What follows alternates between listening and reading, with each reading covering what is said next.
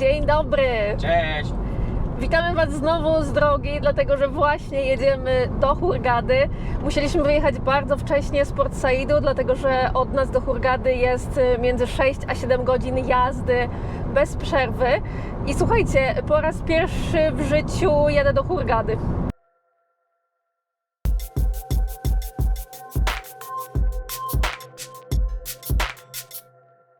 Teraz jedziemy drogą, która prowadzi cały czas wzdłuż Morza Czerwonego i po jednej stronie mamy Morze Czerwone, a po drugiej mamy góry. Chciałam Wam też powiedzieć, że Hurgada to jest dla mnie jedna z najzabawniejszych nazw miejscowości tutaj w Egipcie, dlatego że nie mam pojęcia, dlaczego Hurgada nazywana jest Hurgadą, jeżeli w języku arabskim to jest Gardaka, a w dialekcie egipskim Gardaa, więc zupełnie nie wiem, skąd się wzięła nazwa Hurgada. Ale może chodzi o to, że po prostu nazwa Gardaka była zbyt skomplikowana dla turystów zagranicznych i stąd wzięła się Hurgada, ale tak naprawdę te nazwy nie są do siebie zbyt podobne, więc w sumie nie wiem, skąd ten pomysł. Wzdłuż całego Morza Czerwonego jest mnóstwo takich turystycznych miejscowości i mnóstwo resortów. I bardzo często jest tak, że te hotele położone są pośrodku niczego i żeby do nich dojechać, trzeba mieć albo własny środek transportu, albo korzystać z autostopu, dlatego że bardzo wiele miejsc tutaj mimo wszystko jest słabo skomunikowanych. I na przykład są autobusy, ale jeżdżą rzadko, albo nie ma ich w ogóle. W związku z czym bardzo dużo ludzi tutaj jeździ autostopem i my też od czasu do czasu zabieramy ludzi na stopa. Właśnie nam się zdarzyło drugi raz zabrać kogoś. Raz zabraliśmy panią z małym dzieckiem, a teraz zabraliśmy pana, który okazało się, że właśnie jechał do takiego hotelu do pracy, do hotelu położonego pośrodku pustyni, więc nie miał w ogóle czym dojechać, więc go zabraliśmy. I tutaj w Egipcie za autostop się tak zwyczajowo płaci. No taka jest zasada tutaj, że autostop jest płatny. My oczywiście nie bierzemy nigdy od nikogo pieniędzy za podwiezienie, dlatego że jak wiecie, sami podróżowaliśmy autostopem po Turcji. Bardzo dużo dobrego nas spotkało właśnie od kierowców, więc oddajemy tę pomoc, którą sami dostaliśmy tutaj w Egipcie. I proszę bardzo, jesteśmy już w Hurgadzie. Jedziemy na poszukiwania naszego lokum. Dotarliśmy do naszego mieszkania, chociaż właściwie jest to mini mieszkanie. Zaraz Wam pokażę, tak po prostu w ramach ciekawości, żebyście zobaczyli. Od wejścia mamy pół salonu razem z kuchnią. Kuchnia nie jest jakoś super wyposażona, ale też nie potrzebujemy wiele. Zostajemy tutaj dosłownie 3 dni. I jest pokój z szafą. I tu jest łazienka. I to tyle. Wynajęliśmy mini mieszkanie, dlatego że mamy zamiar zwiedzać, a nie siedzieć w hotelu. Hurgada ma tak naprawdę zakwaterowanie na każdą kieszeń, hotele o bardzo różnym standardzie, można też wynająć prywatne mieszkania i my na taką opcję się właśnie zdecydowaliśmy, dlatego że była po prostu najtańsza, a w Hurgadzie mamy ambitne plany, jeśli chodzi o zwiedzanie i podróżowanie po okolicy, więc też nie potrzebujemy miejsca, w którym będziemy spędzać zbyt wiele czasu. Dzień dobry, nowy dzień, nowi my i zabieramy Was dzisiaj na porządne zwiedzanie Hurgady. Z racji tego, że zatrzymaliśmy się w mieszkaniu, które jest bardzo blisko dzielnicy Dahar, właśnie od tego miejsca zaczniemy zwiedzanie. To jest taka bardziej lokalna część Hurgady, zamieszkana przez Egipcjan. Zobaczcie, jak ładnie ozdobiony jest ten mur, który odgranicza bazar. Warto przyjechać do Dahar, żeby wybrać się na lokalny targ. Jest tutaj bazar i z racji tego, że w większości mieszkają tutaj Egipcjanie, nie jest to taki bazar typowo turystyczny, a właśnie lokalny. Tak wygląda wejście i idziemy do środka. Co warto kupić na bazarze w Dahar? Zdecydowanie świeże warzywa i owoce. A jakie owoce? Najlepiej te, na które jest aktualnie sezon. Teraz mamy lato, więc jest w Egipcie sezon na mango.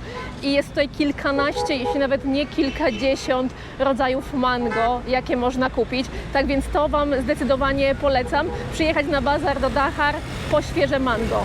Jakieś 200 metrów od bazaru mamy największy kościół koptyjski w Hurgadzie. Kościół pod wezwaniem świętego Szenudy. Przepraszam, wcześniej Wam powiedziałam, że to jest kościół, ale to jest katedra świętego Szenudy. Bardzo polecam, dlatego że jest ładna w środku i jak się jest tutaj w Hurgadzie, to warto zwiedzić i kościół koptyjski, i meczet, ale meczet pokażemy Wam troszeczkę później. Jedziemy do takiego turystycznego centrum Hurgady, ale zanim dojedziemy, to jeszcze mały przystanek przy tutejszej części promenady nad Morzem Czerwonym. Zobaczcie, jaki tu jest kolor wody i ile jest w ogóle odcieni błękitu i koloru niebieskiego. To jest aż niesamowite. Ja wiem, że okolica może nie wygląda najlepiej, bo tutaj teraz są prowadzone jakieś renowacje przy plaży, ale zobaczcie na samą wodę. No coś pięknego. Hurgada jest tak naprawdę bardzo młodym miastem, jak na warunki egipskie, ponieważ powstała dopiero na początku XX wieku i wtedy była to tylko wioska rybacka. W latach 80. zaczęto Hurgadę rozbudowywać, budując tutaj bardzo dużo hoteli, bardzo dużo centrum nurkowych i wszystkich firm turystycznych. I zaczęli przyjeżdżać tutaj turyści nie tylko z Egiptu, ale też z zagranicy. Aktualnie Hurgada to jest chyba jedno z najbardziej popularnych miejsc w Egipcie dla polskich turystów. Idziemy zwiedzać meczet Al-Mina. Mina w języku arabskim oznacza port, a ten meczet akurat położony jest tuż obok portu. Zobaczcie proszę, jaki on jest piękny z zewnątrz. Naprawdę niesamowity. Jeden z ładniejszych, jakie widziałam, a widziałam w Egipcie meczetów naprawdę wiele. Przed wejściem do meczetu oczywiście ubieramy się odpowiednio. Nie wchodzimy w krótkich spodniach ani w krótkim rękawku. Zakładamy długi rękaw i najlepiej długą spódnicę, a do tego kobiety oczywiście zasłaniają włosy, więc ja już się przygotowuję do wejścia.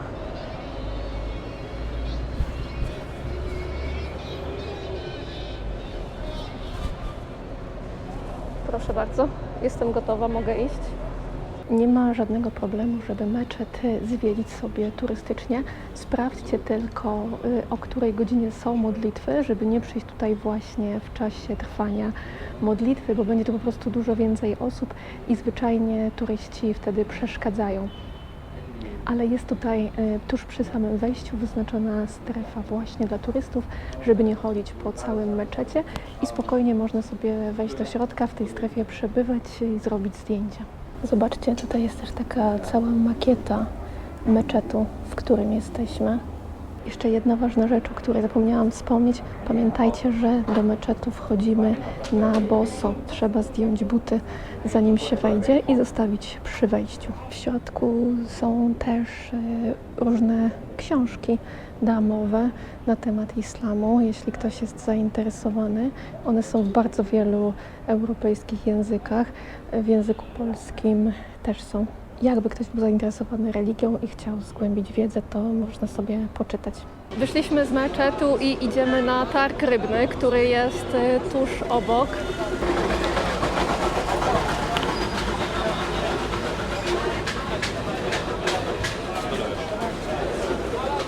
Słuchajcie, okazało się, że ten targ rybny jest mikroskopijny, naprawdę. Wchodzi się tam dosłownie na minutę, tam i z powrotem i koniec.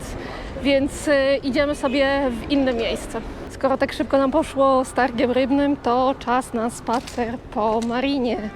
Zobaczcie, jak ładnie. Tutaj widać meczet, w którym dopiero co byliśmy. Tak więc widzicie, marina jest naprawdę blisko. Bardzo ładnie jest tutaj w marinie. Jedyna wada jest taka, że nie ma żadnych miejsc siedzących. Poza oczywiście mnóstwem kawiarni i restauracji, które tutaj są i oferują kuchnię naprawdę z całego świata. Jak już komuś z Was się znudzi jedzenie hotelowe albo kuchnia egipska, to można przyjść tutaj, bo znajdziecie tu kuchnię włoską, tajską, chińską, naprawdę do wyboru, do koloru. Robimy przerwę na obiad, więc idziemy na poszukiwanie jedzenia. Takie dwie najpopularniejsze ulice dla turystów, jeśli chodzi o i restauracje, i zakupy, to jest ulica Sheraton i Sherry. I my właśnie zmierzamy ku ulicy Sherry na obiad. To jest właśnie ta znana ulica Sherry. Pusto teraz, bo jesteśmy w ciągu dnia, wiadomo, że jest zbyt gorąco i niewiele osób się tutaj zapuszcza o tej porze. Poza nami oczywiście, ponieważ chcemy nagrać ten film. Restauracja, którą Wam bardzo mocno polecamy, to jest restauracja Al Isra, bo mają naprawdę dobre jedzenie.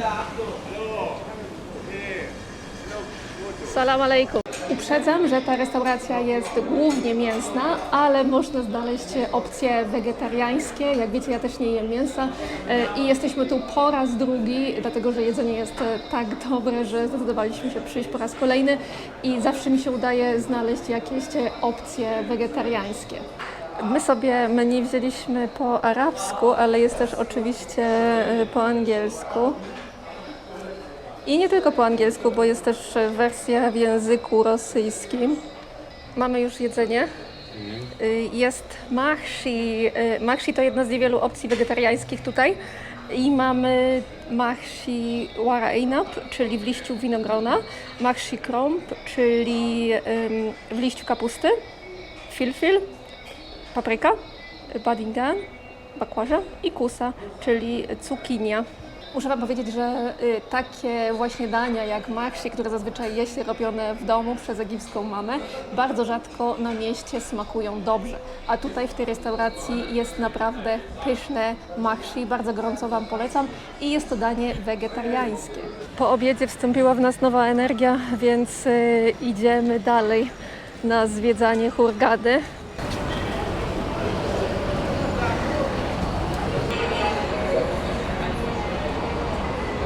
A to jest właśnie ulica Sheraton, gdzie znajdziecie wszystko, czego dusza na wakacjach zapragnie, czyli sklepy z pamiątkami, sklepy z ubraniami, restauracje, kawiarnie, naprawdę wszystko, czego potrzebujecie. Od początku naszego pobytu tutaj w Hurgadzie niezwykle bawią mnie nazwy sklepów, które są specjalnie takie, żeby przypominały nam nazwy, które znamy z Europy. Mogliśmy też sobie już zrobić zakupy w oczywiście nieprawdziwym, ale nazwanym w ten sposób Aldi, Lidlu, a niedaleko naszego mieszkania, słuchajcie, jest nawet Ikea. Okej, mamy Primark. Niesamowite są te nazwy, naprawdę. No i proszę, najważniejsze miejsce. Biedronka, codziennie niskie ceny, tuż obok Obi, które z tego co widzę sprzedaje ubrania w Egipcie.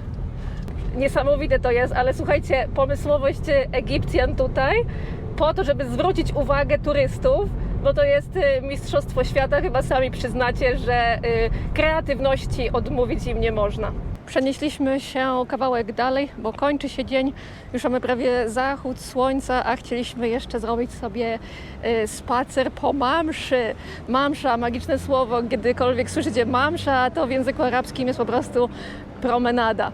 I właśnie taka bardzo długa promenada tutaj jest w Hurgadzie. Bardzo ładna, widać, że nowe miejsce. Jest tu nawet bardzo dziwny pomnik byka. Chodźmy zobaczyć z bliska. I proszę bardzo, tutaj mamy Auchan. Oryginalne nazwy się tutaj nigdy nie kończą. Moi drodzy, wszystkie miejsca, które Wam dzisiaj pokazaliśmy, znajdują się w samej Hurgadzie i możecie je zwiedzić dosłownie w ciągu jednego dnia. Większość atrakcji jest blisko siebie, ale niestety niektóre są dosyć oddalone, na przykład Mamsza od całej reszty, Dahar i Kościół Koptyjski są blisko siebie, ale kawałek na przykład od meczetu, więc między tymi miejscami warto przemieścić się chociażby taksówką albo własnym samochodem, jeżeli macie taką możliwość. Czy to są wszystkie atrakcje Hurgady? Otóż nie. Tych atrakcji jest tutaj więcej. Jest muzeum, w którym znajdziecie zabytki z czasów starożytnego Egiptu, koptyjskiego Egiptu, muzułmańskiego Egiptu. Muzeum zwiedza się przez jakieś 40 minut, więc nie jest bardzo duże, ale jeżeli macie ochotę, to można odwiedzić. My do muzeum nie idziemy, dlatego że jeżeli ktoś był już w Muzeum Egipskim w Kairze, to niestety to muzeum tutaj nie zrobi na nim absolutnie żadnego wrażenia, po prostu w Kairze jest dużo więcej zabytków niż tutaj, więc my sobie to muzeum odpuszczamy. W Makadi Bay znajduje się też taki park nazywany Mini Egiptem, ponieważ znajdują się tam mini rekonstrukcje najważniejszych egipskich zabytków. To też jest ciekawe miejsce, ale my też tam nie idziemy, dlatego że 90% tych zabytków widzieliśmy już w rzeczywistości, więc wersje mini też nie zrobią na nas dużego wrażenia. Jest tutaj też akwarium, które można zwiedzić i jest jeszcze park z figurami z piasku. To też jest jedna z atrakcji, którą wiem, że bardzo wiele osób tutaj poleca. Także te miejsca też możecie zobaczyć. My akurat je dzisiaj odpuszczamy, dlatego że dzisiaj zwiedzamy samą Hurgadę, miejsca, które są dosyć blisko centrum i które też możecie samodzielnie na własną rękę zobaczyć. Zobaczcie, jaki mamy tutaj piękny widok z Mamszy. Niebo jest właściwie przejrzyste i pięknie widać góry w tle. Coś niesamowitego. Jakie mamy wrażenia z Hurgady? Jest okej. Nie mieliśmy dużych oczekiwań, jeśli chodzi o przyjazd tutaj, bo jak wiecie, zwiedziliśmy już dużą część Egiptu i gdy my podróżujemy po Egipcie, to szukamy miejsc historycznych. Lubimy zwiedzać miejsca ważne z punktu widzenia kultury i historii. Hurgada takim miejscem nie jest, dlatego że tutaj nie ma tego typu atrakcji, ale umówmy się, do Hurgady nie przyjeżdżamy po to, żeby zwiedzać zabytki, tylko po to, żeby odpocząć, pójść na plażę, popływać, nurkować i korzystać właśnie z takich atrakcji.